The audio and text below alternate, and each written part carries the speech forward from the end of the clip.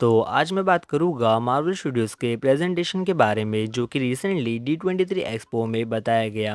तो मार्वल ने ये प्रेजेंटेशन दिया होंडा एरेना में जहाँ पर 12,000 के अराउंड लोग थे, जो कि काफ़ी बड़ा नंबर है। और इसी वजह से रिलीज़ की शुरुआत हुई। हर किसी को नहीं रोक सकते ना। तो सबसे पहले प्रेजेंटेशन स्टार्ट हुआ मार्वल स्टूडियोज़ की थीम से। और जब थीम ख़त्म हुआ तब हमें आवाज़ सुनाई दी रियान रेनॉल्ड्स की। और रेयान ने एक ब्यूटीफुल सा मैसेज भेजा फैंस के लिए। रेयान ने कहा थैंक यू सो मच कि आप हमारी फिल्म देखने आए। मैं सच कह रहा हूँ ये सब कुछ प्रोसेस करना बहुत मुश्किल है जो पिछले कुछ हफ्तों में हुआ।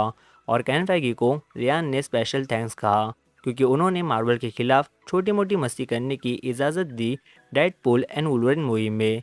फिर रेयान ने कैन फैगी को स्टेज पर बुलाया और मजाक में कहा वेलकम मिस्टर मार्वल जीसस। तो कैन फैगी ने स्टार्ट किया captain America brave new world movie से। कैन फैगी ने स्टेज पर बुलाया एंथनी मैकी को और फिर उन लोगों ने थोड़ी बातें की, मजाक किया और फिर ऑडियंस को दिखाया एक फुटेज।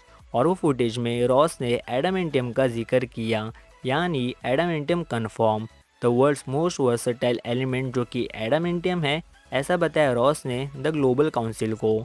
और एडामेंटियम का सैंपल है उन लोगों के पास, ऐसा डिस्प्ले पर बताया गया ऑडियंस को। और सरपंच सोसाइटी का लोगो दिखा तो सरपंच सोसाइटी का रोल भी कंफर्म। और एक टीवी पर स्टार्क इंडस्ट्रीज का भी लोगो दिखा।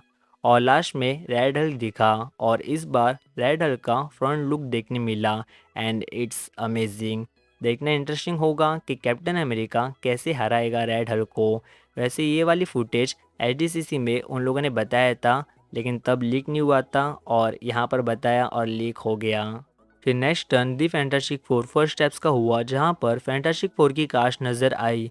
उन लोगों ने एक मैसेज भेजा था क्योंकि वो लोग फिल्मिंग में बिजी है तो वो लोग वहाँ नहीं आ पाए। तो वो मैसेज बताने के बाद ट्रेलर बताया गया फैंटास्टिक फोर का, बट ये ट्रेलर भी पहले वाला था जो कि एचडीसीसी में बताया गया था। फिर आयरन हार्ट की बारी आई और आयरन हार्ट का भी ट्रेलर बताया गया फैंस को, जहाँ पर रिरी विलियम्स एके आयरन हार्ट आसमान में उड़ते हुए नजर आई और हुड इविल बनते हुए दिखा। और लास्ट शॉट जो था ट्रेलर का वो था सूटअप वाला जो कि अमेजिंग था। स्लोमो तरीके से बताया गया वो सीन। और ये सीरीज़ नेक्स्ट ईयर रिलीज़ होगी विद 6 एपिसोड्स, ये भी कंफर्म हो गया। फिर इसके बाद डेयरडेविल बॉर्न अगेन की कास्ट आई और डेयरडेविल बॉर्न अगेन का भी ट्रेलर बताया गया फैंस को, जहां पर हमें डेयरडेविल नज़र आया वाइट टाइगर प्रिजन में नज़र आया और उसके वाइट सूट में नज़र आया। मूस नज़र आया जो कि सीरीज़ का विलन होगा, तो ये कंफर्म हो गया कि मूस होने वाला है सीरीज़ में। पनिशर नज़र आया, किंग पिन नज़र आया, प्लस किंग पिन डेयरडेविल के साथ भी नज़र आया ट्रेलर के एंड में। और एक शॉट था ट्रेलर में जिससे ये पता चलता है कि डेयरडेविल कम से कम 5 सूट में नज़र आएगा इस सीरीज़ में। और ये सीरीज़ रिलीज़ होगी नेक्स्ट ईयर के मार्च में। और बात करूँ इसके सीज़न 2 की, तो ये भी कंफर्म हो गया कि सीज़न 2 पे जल्द काम शुरू होगा। और लास्ट में एगाथा ऑल अलोंग की बारी थी और उसका ट्रेलर बताया गया वहाँ, जो कि उन लोगों ने ऑनलाइन रिलीज़ कर दिया। और जैसे कि आप लोगों को मैंने बताया था कि सितंबर 18 को रिलीज़ हो रही है ये सीरीज़ विद 2 एपिसोड्स, यानी प्रीमियर के दिन 2 एपिसोड्स देखने मिलेंगे। देन बाकी बचे 7 एपिसोड्स वीकली रिलीज़ हो गए। बाकी कुछ चेंजेस हुए तो बने रहो मेरे साथ, I will update you guys. अब बात करते हैं मार्वल एनिमेशन के बारे में। मार्वल एनिमेशन का पैनल अगले दिन हुआ तो ये प्रेजेंटेशन स्टार्ट हुआ व्हाट इफ के सीज़न 3 से। तो ये बताया गया कि what if season 3 last season होगा। व्हाट इफ सीरीज़ का बात करूँ रिलीज डेट की, तो रिलीज डेट नहीं बताया गया। और इस लास्ट सीज़न में moon night, शैंग-ची, iron heart and white vision appear हो गए। अब बात करते हैं एक्स-मैन 97 के सीज़न 2 के बारे में।